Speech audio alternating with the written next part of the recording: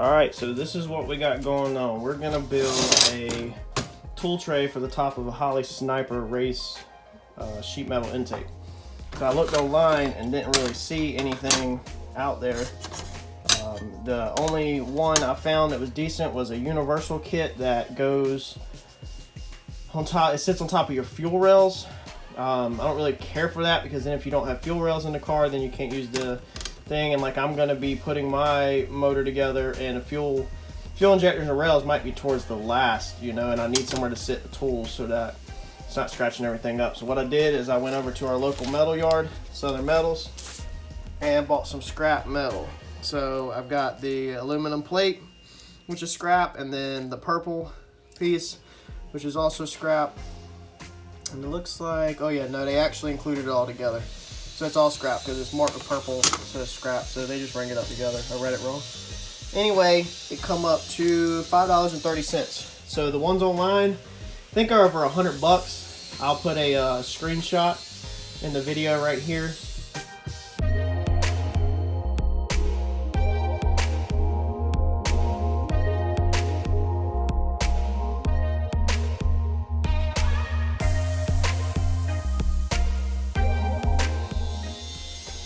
That way I can show you, you know, what the other products are. So I took my plate was bent all up whenever I got it because it was scrap metal. So it was bent right here on the edge. I hammered it back out and then took some sandpaper and sanded it. Did it with 180 and then with 320. This side's gonna be the bottom since it's the ugliest. Sanded it out with 180. This side's gonna be the top. When I did my 320, if you were watching the videos, not only did I go like this, but on the final swipe of my 320 grit, I did a circle motion like this as I went back and forth, like I spun it in circles as I went. That's what gives it this this look right here that I wanted. And I'll clean this all up. It's gonna get scratched all up from throwing tools in it and everything, but I wanted to give some kind of starting point that just didn't look ugly. So the next step is I'm gonna take these pieces, clean them up, get them ready for welding, get them nice and clean. That way after it's welded, they're done. Sand them all up. So they're gonna go like that on the edge, and then your plate will, let's see here, your aluminum plate will sit on top of it like that. So it'll sit on top of that little lip right there. It'll sit underneath it. And then of course you'll have one on the side that comes in like that underneath it to form a box. So that's the reason why I cut the 45s out of the corner. That way we don't have a problem when we go put them together, so they don't touch. So let's clean all this up. And I do have just throwing a time lapse in there of all the product, of all the steps, so that it's not such a big drawn out process. But let's get these pieces cleaned up and get them ready for welding.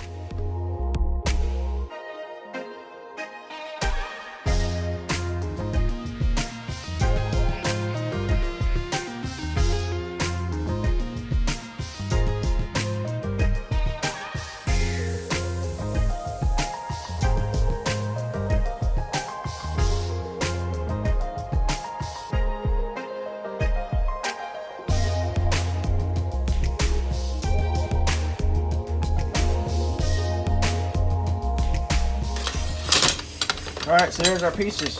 Got them cleaned up. I just sanded them, and that also gives it that brushed aluminum look, kind of. I mean, it's just a tool tray, but you can still make it look, you know, as good as possible. And all that stuff just wipes right off. It's just from sanding it on there. But yeah, I mean, I think it's gonna look pretty good.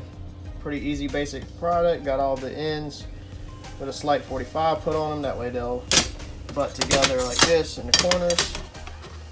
So they'll just roughly be something like that. You know, this one go in there like that. So yeah, get this thing together, weld it up, and then for the legs, I'm gonna also use another piece of corner 90 on the bottom to sit on the intake, but I'm actually gonna use larger pieces, and they're gonna get riveted on. That way, if you ever change the intake and I want to switch it, the distance is different, I can just drill a couple rivets out, move the legs, put rivets back in it, and roll from there. I don't want the legs welded on.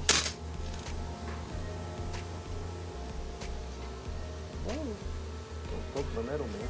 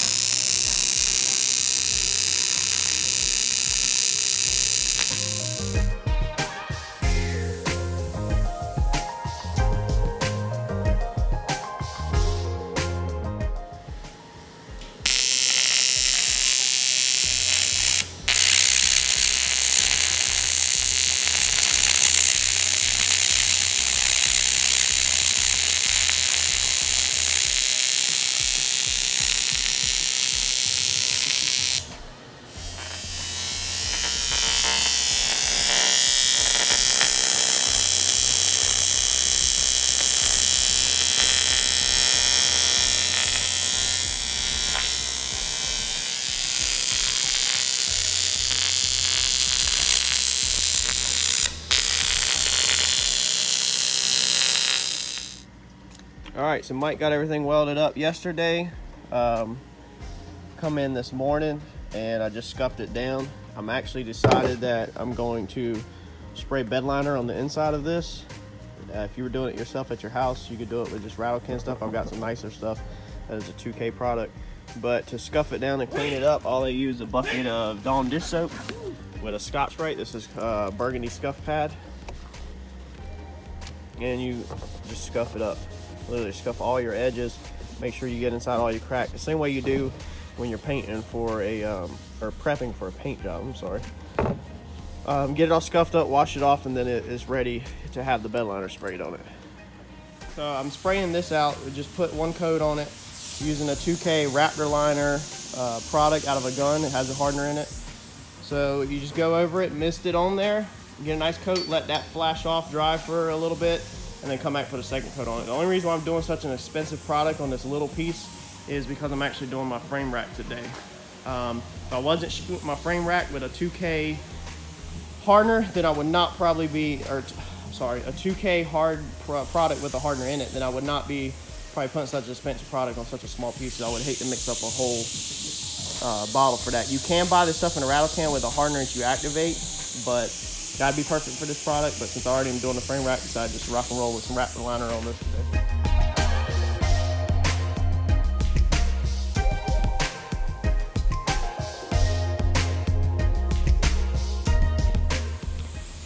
Being I missed shooting it on the little piece, I'll show you how it comes out on here. It just, you see, just dust it on. Just barely hit the trigger and it just dusts over.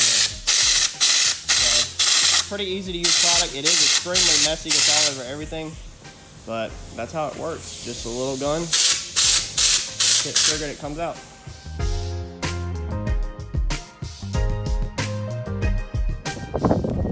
Alright, next thing we're going to do for our tool tray for the top of our intake, back here at the house working for the weekend, is we're going to take a piece of corner iron like this, aluminum, and I'm going to cut this in half. This is some more scrap I got laid around. As you can see, it's bent a little, but I'm going to use it. This is just scrap piece, so I'm literally just going to cut it in half, and that is going to be what it's going to be.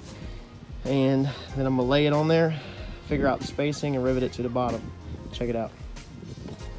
Okay, so as you can see, already using our table that we just built.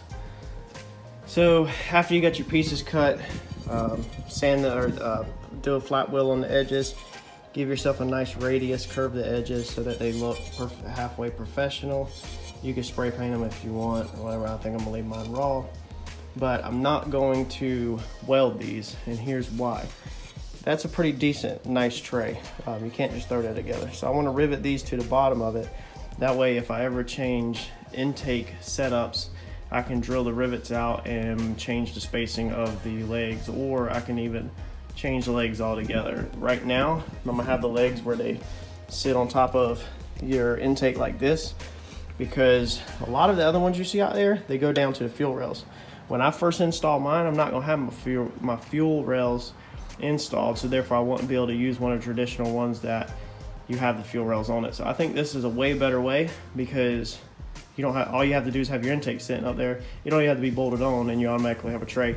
And plus, these are normal legs, so if you wanted to put the tray somewhere else, then you can do it. I'm also going to put some, I think, some edge protectors on it, like you get from Advanced Auto Parts, that go on the edge of a door to keep them scratching.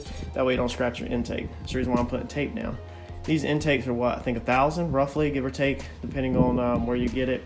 Some are higher, some are less, but you don't want to scratch it. Put you some tape down to protect it for this step.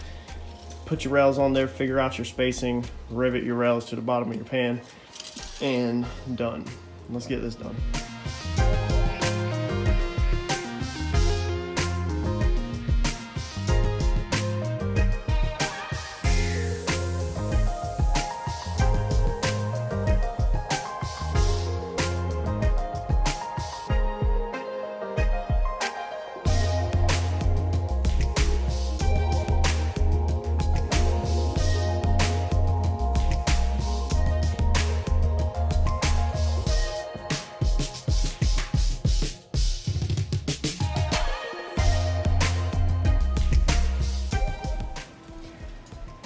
So there you go. That's the intake with the tool tray put on top of it. As you can see, it fits nicely.